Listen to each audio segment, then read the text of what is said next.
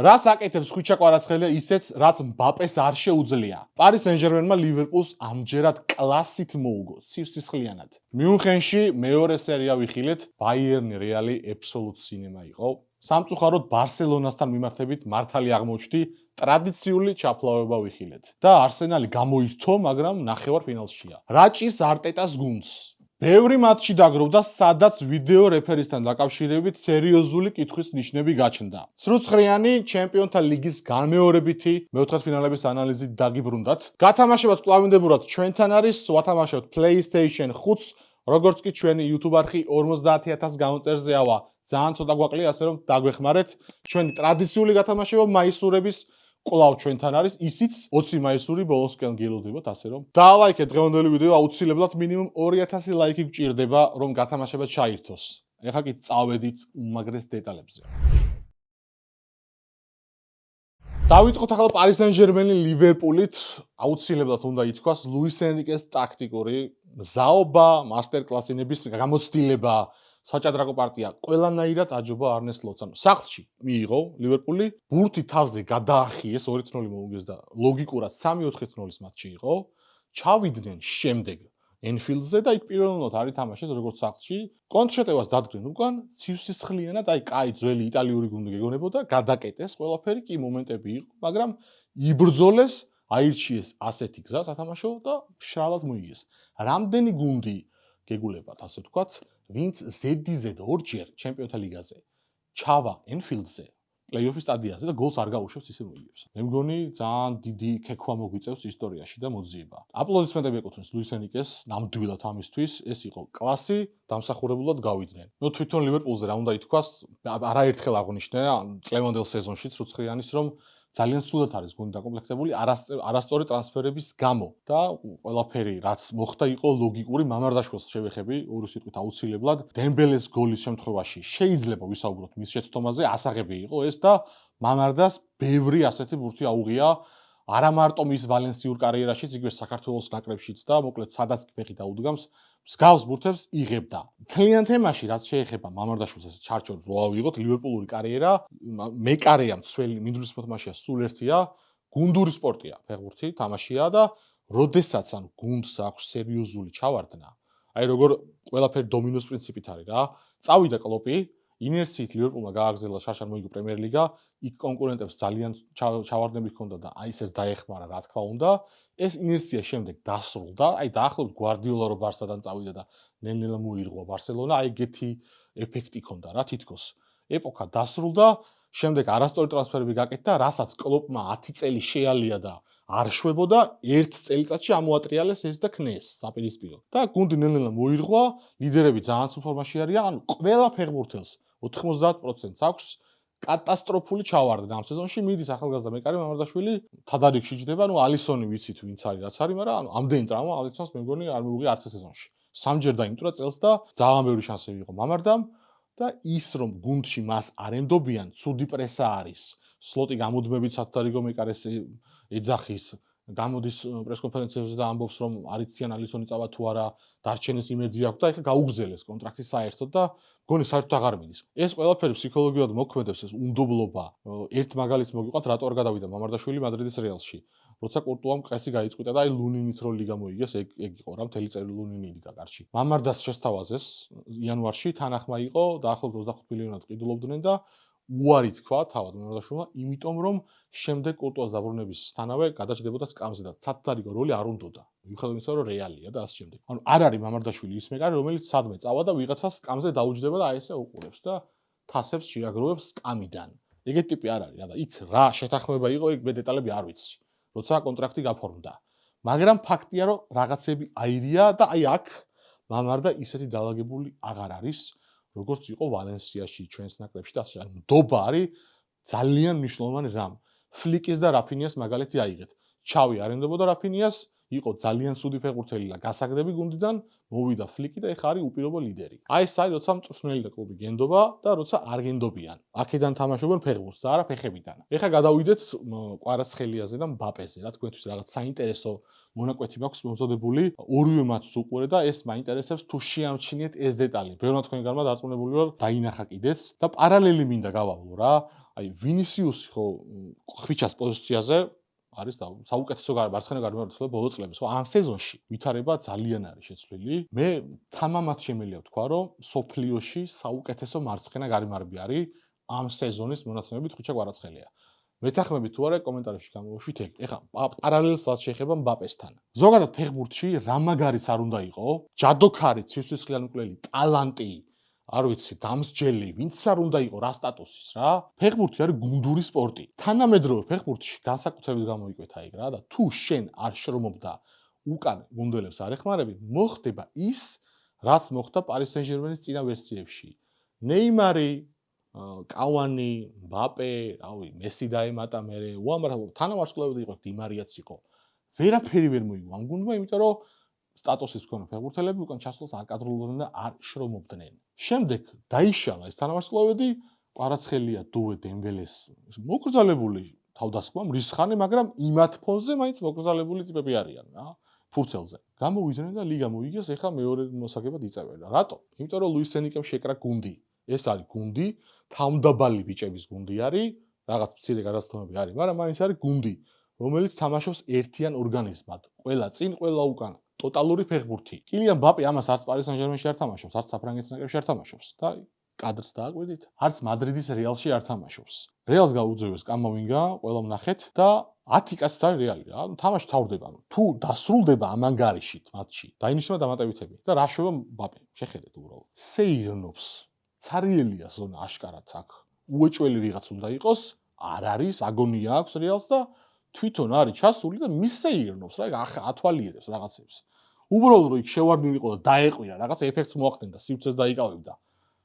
თამაშდება ბურთი და გადის გოლი. ანუ ეს არ არის გუნდური ფეხბურთი რა. ესე არ თამაშობენ ამ დონეზე. და თუ შენ გინდა რომ ჩემპიონთა ლიგა მოიგო და აი აქ იყო, რავი, იქ თუ ჩახვედი, შეოჯახა შენებულო რაღაცა მიდი რა, დაეხმარე საქმეს, ძველს. და პარალელურად, აი ხო ნახეთ რა ანგარიშს ეკრა ეს მბაპემ. კვარაცხელიას შეხედეთ 3-0 არის ორი მატჩი ჯამში ანგარიში 91 წუთი არის 6-ია დამატებული ყველაფერი დამთავრდა აქ ლივერპულს არაფერი არ უშველის და კვარა წვიმაში რა პირობები იყო და რა ომი იყო აპრესინგებს სობოსლაის ჩამოდის უკან აუტის ხაზამდე მიდის ელემენტარულად წინ პასის საშუალებას არ აძლევს სობოსლაი რა თქმა უნდა აქ შეიზღუდა დაიბნა იძულებით შედის ცენტრისკენ აკეთებს არასდროს პასს და იჭრება ამოხდა აქ ხო გვახსოვს ხო? შემდეგ უკვე გადათამაშდა შეტევა, ვიტინემ წამოიღო, კვარა გაიხსნა, ხვიჩა აკეთებს კი პასს, ანუ გარდამტეხ პასს საგოლე შეტევაში. და შემდეგ ბარკოლა ატანინებს დემბელეს 2-0. აი ეს არის გუნდურობა, აი დუმფრის რაც უკნა ფინალში 4-0-ზე. აი ეს არის თანამედროვე ფეხბურთი რა. ამას ახლა მე არ ვამბობ, უამრავ ანალიტიკოს აუხსნია, ანონი ძალიან ხშირად ამბობს ამას და სხვაებიც რა. ამის გარეშე წარმოუდგენელია, რომ ვინმე რამე მოიგოს. თანამედროვე ფეხბურთის სახე არის ხვიჩა კვარაცხელია, როგორ უნდა იყოს თავდამსხმელი, გარემარბის შემტევი ფეხბურთელი. შედეგი სახეზეა, დანარჩენი კომენტარებში გამოვუშვით, რამდენად იზიარებთ ჩემს მოსაზრებას და რამდენად უქმნის პრობლემას რეალის გუნდურობას კილიან მბაპე და ზოგადად ვინისიუსი და მბაპე რო ერთად ვერ ძოვენ, ეგ აშკარაა, არ მოსწონთ ერთმანეთი, რიგ მომენტებში პასებსაც ერთმანეთს არ აძლევენ და ზოგადად ის იდილია, რაც ანჩელოტის ჰქონდა შექმნილი დაინგრა. იმიტომ რომ როლები არის ცოტა არასწორად და ზედმეტად გადანაწილებული. სანამ ბაიერნი რეალის უმაგრეს მატჩზე გადავიდოდეთ, 2 წამის საქმეს შეგახსენებთ, თქვენი თანადგომა აუცილებელია ცრუცხვიანის გაგრძელებისთვის. 2000 ლაიქზე აგვყავს მინიმუმ დღევანდელი ვიდეო რომ გათამაშება ჩაირთოს, დაალაიქეთ უეჭველი და გამოიწერეთ კრისტალ სპორტის YouTube არხი.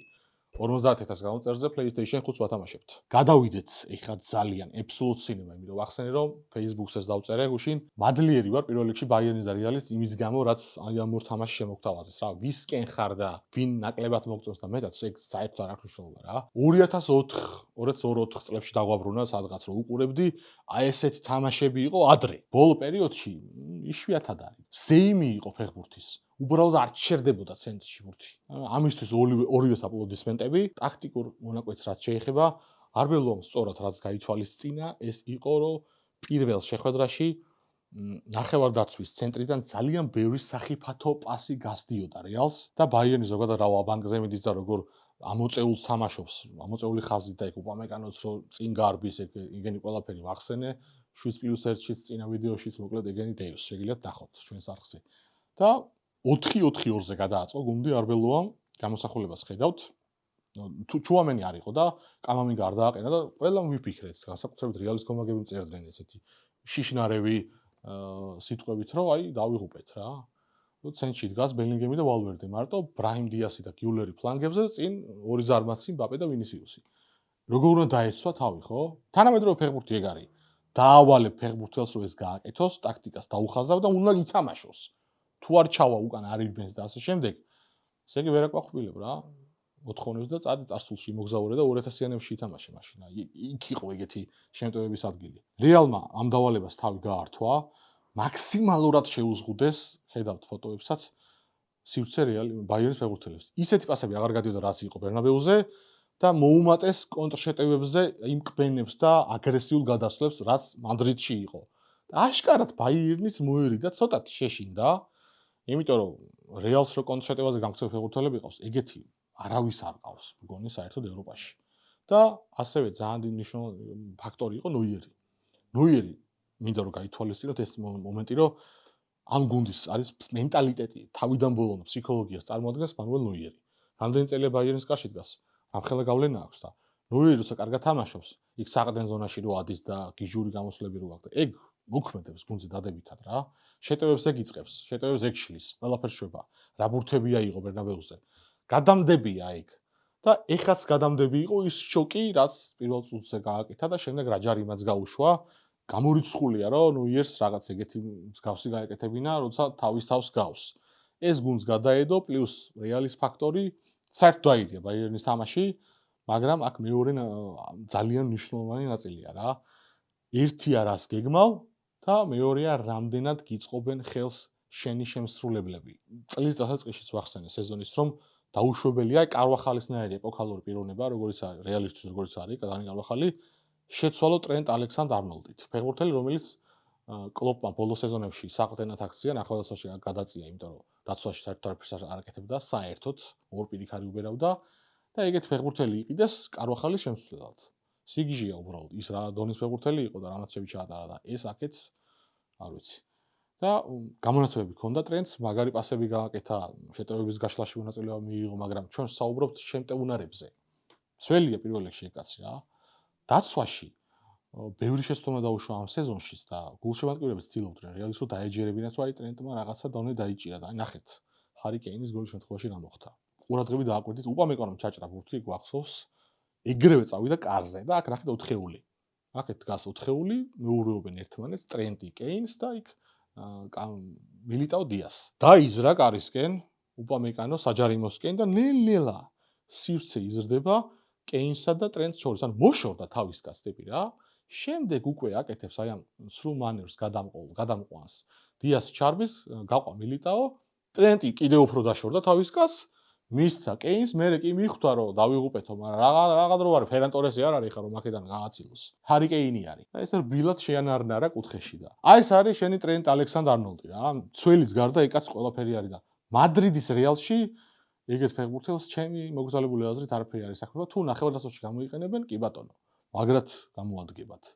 აი ვალვერდეს რო წევენ ხოლმე მეოთხე ნახევარმცველად ფლანგზე წინ დააყენონ ეგრე. არ არის პრობლემა, ითამაშებს. ცველად არა. მოკლედ ეს არის ჩემი აზრი და თქვენ რას ფიქრობთ ამაზე, ამასთან დაკავშირებით, რამდენად მეთანხმებით? ვერსიებიც გამოუშვით, ვისი ხილვა გინდათ მარჯვენა ცველად მადრიდის რეალში. მივადექით ახლა ბარათების თემას, ვიდეო რეფერის თემას, ძალიან ცხელია, ბევრი კომენტარი იყო წინა ვიდეოდანაც და გავითვალისწინეთ და მოდი ვისაუბროთ ამაზე. ორივე მატჩში იყო გულისხმობა ატლეტიკო ბარსასაც და ბაიერნ რეალსაც საკამათო ეპიზოდები, ხო იქ ოლისეზე პენალტი რო არ დანიშნეს, გვახსოვს წინა ვიდეოში მქონდა ეგ კადრები, უეჭველი პენალტი იყო ეგ და აქ ეხლა გააძევეს ედუარდო კამავინგა. ამ ეპიზოდში, ანუ რამდენად სულელურად ითამაშა თვითონ კამავინგამ, ეს ასაჭიროებს განხილვას, იმიტომ რომ როცა შედიხარ მეორე ტაიმში და ორ ყვითელს იღებ მეორესთან ასე სიტუაციაში, ამ დონის უპასუხისმგებლობა არ შეიძლება გამოიჩინო. ჯერი კეინი რო წააქცია იმ მომენტში და იქ რო გადაურჩა და საჯმა გაუტარა. ეგ ერთი. მაგაზე რომ მიეცა მეორე ყვითელი, აი რას ეთყოდნენ, საჯს არ ვიცი. გაატარა, კი ბატონო, მეორე ყვითელს და წითელს მან იშვიათად აძლევენ და შემდეგ ეს ბურთის ხელში აღება. წარმოუდგენელია რომ საჯის თვალწინ ეგეთი რაღაც გააკეთო, როდესაც იქ უხეშობა გაგიტარა რა, უკნიდან კაცის ჩაცელვა.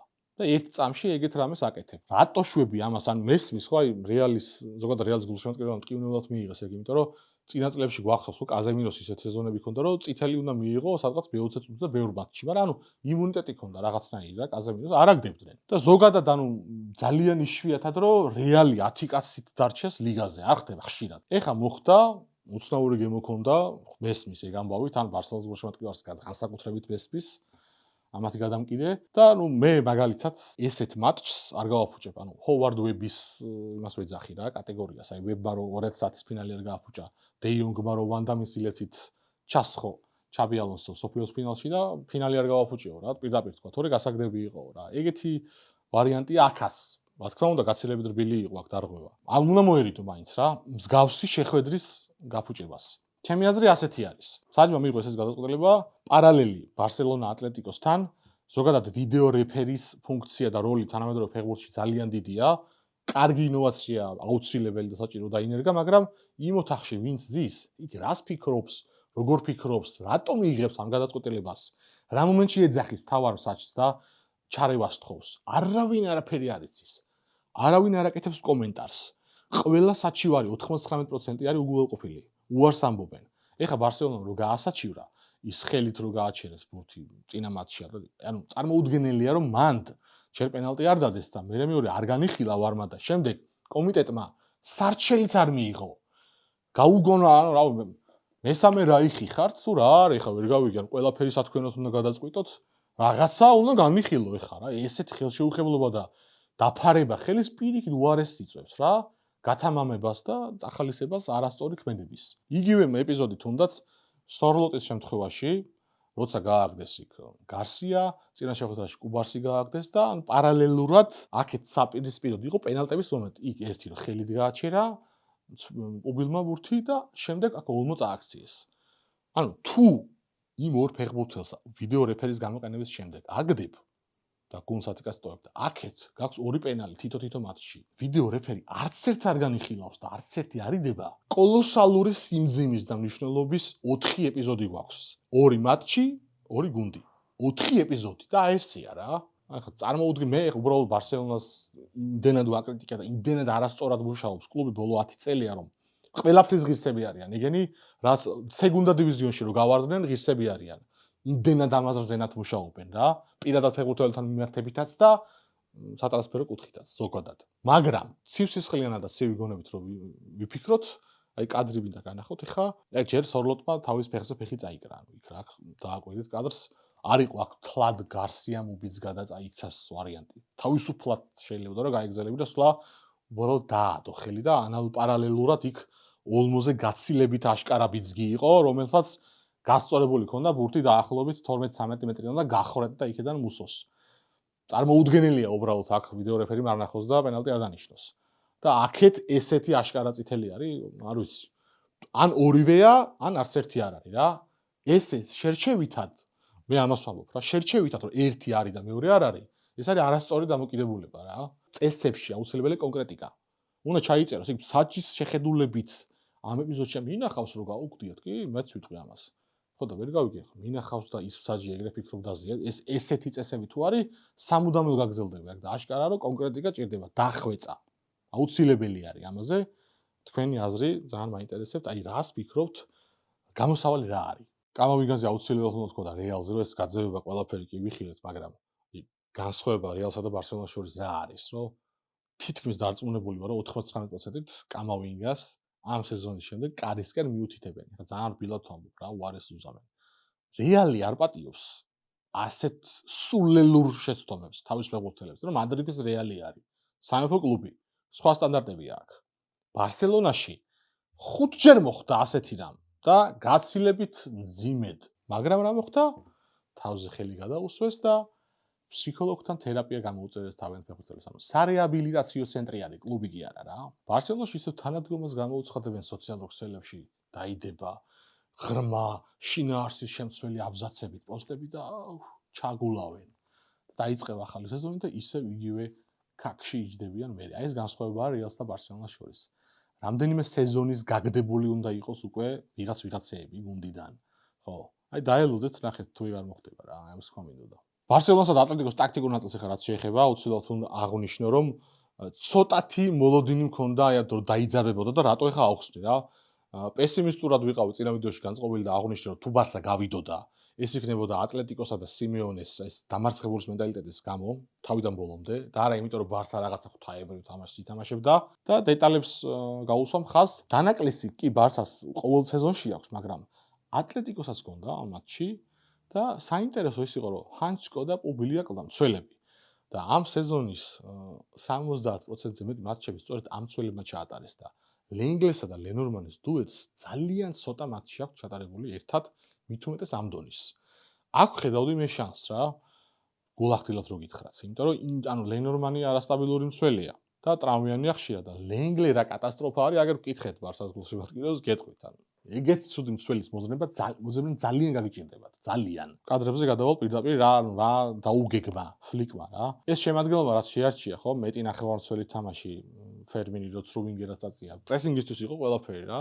უკან დაწია ხაზი ბარსელონამ, ფერან ტორესიც არ თამაშობდა ძირითადად ცხრიანს, უფრო უკან ჩამოდიოდა სიღრმეში, იტყუებდნენ მცველებს, ბუნებრივია როცა არ გეთამაშება გუნდი შენ საჯარიმოსთან, ხო, შენც ადიხარ. ეგ მარტივი პროცესი არის, ძალიან ბუნებრივად ხდება. და ოლმო თამაშობდა მეორე უკან დახევულ ფორვარდს, ეს შერბენების თემა რა. და ზუსტად ლენგლეს წერტილიდან იცოდნენ აქილევსის ქუსლის, სუსლის წერტილი და ლენგლედან მოკლედ მიაწვნენ და მიაყარეს იქედან. ამოწეული არის ფერანი, რა განლაგებაა, პედრი პასს აკეთებს, ოლმო ცდილობს რომ ზურგს უკან არსებულ სივრცეში შეიჭრას, რომელიც დატოვა იქ ლენგლემ და იამალის მოძრაობა ეგრევე ხვდება, ნახეთ უბრალოდ აქ სად არის ბურთი სად მივა და რა მოძრაობას გააკეთეს ოლმო. აქ გვახსოვს რომ 1-1 გავიდა და მე მუსომ აუღო. ასევე გაგრძელდა თამაში და მეორე გოლის ეპიზოდში გამოჩნდა იდეალურად, რომ ეს ტიპი ზარალი დაღუპვა იყო უბრალოდ გუნდისთვის, რანაირად მეორვეობს ფერან ტორეს როგორ დგას და რამხელა სივრცეს უტოვებს. შემდეგ გაიქცა და ადრიან საწყლად მისდევს ესე ხელით რას უპირებდა არ ვიცი რა მოკაჩვას და პენალს ალბათ. და გადის მეორე გოლი და მესამე გოლის ეპიზოდი, რომელიც არ გავიდა, ფერმინ ლუპესის თაური. აქაც ანუ ლენგლეცდება ბურთს ამოტანაში, ან ტიპმა ყველაფერი დაუშავა თავის გუნდს, რომ გავარდრილიყვნენ მეოთხედფინალიდან. და აქ ჩაიჭრა ისევ მისი პასი და იამალის საოცარი გადაცემა აქ ტრიველათი და გააფუჭა მომენტი ფერმინმა, მუხტი ჩაქვრა, გაუტანა შემდეგ ატლეტიკომ და დამთავრდა აქ ყველაფერი რა. იქ უკვე მენტალური ისინი ჩაერთო ბარსელონასი, რაც აქვს მთელი სეზონის განმავლობაში. შემდეგ უკვე ვიხილეთ ის ნაცნობი ბარსელონა, რომელიც წელს იყო და თავიდან პირველი ნახევარი საათი შარშანდელი ბარსელონა იყო რა. ეს მერყევი მენტალობა როგორ აქვს ჩანს რა. გოლის ეპიზოდში რომელიც ლუკმენმა გაიტანა, აქ საოცრება იყო უბრალოდ გრიზმანმა უდიდესი კლასი გამოავლინა და სათამაშო IQ ძალიან მაგრა ითამაშა, აქ ამოტყუება როგორ გააკეთა უბრალოდ გარსია ამოიყოლა და ამოწეული დაცვა. როდესაც არ გაქვს შენ შესაძლებლობა რომ ესე ითამაშო და სწრაფი მცველები არ ყავს, არ უნდა ითამაშო ესე. ეს გოლი არის ნიმუში ამის, იდეალური. გრიზმანის ამოტყუება, ლორენტეს ჩარბენა, გადაგდება და ვერ ეწევიან ხერად მარტინი, გარსია, კუნდე, ანუ არა აქვთ ამ ფეხბურთელებს ისეთი სისწრაფე რომ მარკოს ლორენტეს, ჯულიანო სიმეონეს, ადემოლა ლუკმენს, ხულიან ალვარეს ესეთ ვერცხლის წყალივით მოძრავ ფორვარდებს, როს დიონ და ფეხბურთელებს არა შეუძლიათ ეხა რა. ვანდერვენი რო ყავდეს უკან კაილ უოკერი და ვიღაცები და სწრაფ ფეხბურთელები რა. კიდე კი ბატონო ალფონსო დევისი არ ყავს და ანუ გაეშვი რა, ვერ თამაშობ ეხ. მე რამდენი გოლი უნდა გაუშვა ასე. არ ვიცი ბარსელონა ასე თუ გააგრძელებს თამაშს და თვალებში ნაცრი შეყრას, კაი სადაც იგივე გუნდი იქნება, არაფერი შეიძლება. 4-5 ტრანსფერი თუ არ განხორციელდა, დაივიწყეთ. უბრალოდ ოსტრემის კოშკები არ ააგოთ რა. მაგარი თამაშები იქნება, საინტერესო გუნდია, გვახალისებს, გვართობს, მართლა ასწორებს ფლიკის ბარსას ყურება, ნებისმიერი გუნდის კომაგი სიამოვნებას იღებს, მეც. მაგრამ ნუ შედეგი ბოლოა რა, მაქსიმუმ ლა ლიგა და იქ მე ლიგაზე ნახვამდის. აუცილებლად დაალაიქეთ დღევანდელი ვიდეო თუ აქამდე მოხვედით უყურებთ და ჯერაც არ მოგიწონებიათ 2000 ლაიქს. ირთვება ჩვენი გათამაშება, ამის გარეშეც თქვენი ზოგადად თანადგომა, კომენტარებში გარხის გამოწერა, მოწონება, აი შედეგებს რო უყურებთ და თქვენს გამოხმაურებებს. მაგიტო არ ესე დამუხტული და მეტ და მეტ ვიდეოს ჩავწერ და კიდევ უფრო საინტერესო სიურპრიზებს და ვიდეოებს გიმზადეთ ამ სეზონში. აუცილებლად ავიდეთ 50000 გამომწერზე, ცოტა გვაკლია და PlayStation 5-ის გათამაშდება. შევეხოთ ახლა ლონდონის არსენალს, რომელიც აი როგორ მიდის ისიც აი დანის პირზე რო ტიპი გადის რა და იქედან მომავალი ადამიანი არ ხვდება რომ უბიძგოს. დაახლოებით ეგეთი გზა გაიარა ჩემი ახლა ლიგაზე არსენალმა. ძალიან ცუდი მომენტი უდგათ ახლა სეზონის რა, გარდამტეხი, გადამწყვეტი. ჩავარდნა დაეწყო გუნდს, ხდება ხოლმე ეგეთი გამოწურვა, გადაღლა და იქ მე უკვე მეორე ენერგია ირთვება რა. აი ეგ მომენტი აქვს ახლა არსენალს. ამ უქმეებზე თუ გადარჩნენ, იქ საოცარი თამაში წააგეს პრემიერ ლიგაში საკუთარ მოედანზე, ვუყურე მატჩს და არ ამჯეროდა. როგორ შეიძლება 22 წელი პრემიერ ლიგა არ მოგიგა და ბორნმუთთან სახლში ასე წააგო. წარმოუდგენელია რომ ანუ ბრაზი მონდომება არაფერი არ იგრძნობოდა.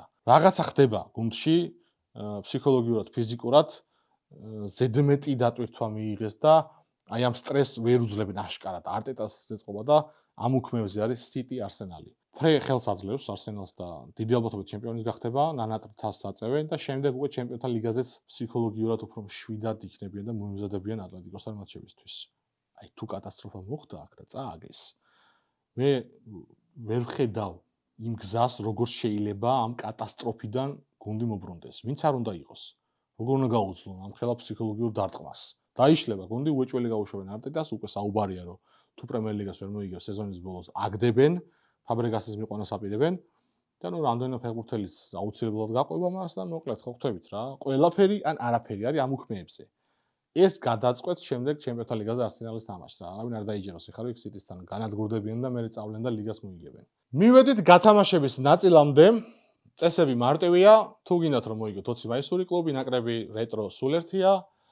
როგორც კი 2000 ლაიქს დავათ დღევანდელი ვიდეო, თქვენ დაფიქსირეთ კომენტარებში, დაწერეთ დღევანდელ თემებთან დაკავშირებით ნებისმიერი რამ და საინტერესო კომენტარებს, 20 საინტერესო კომენტარს ავარჩევ და ვიგებთ თქვენთვის სასურველ მაისურს. რაც შეეხება PlayStation 5-ს, როგორც კი ჩვენი არხი, გამომწერებს დააკვირდით 50000 სიავა, იგივე გათამაშდება PlayStation 5 და წესებს იწამსვე გაგაცნობთ.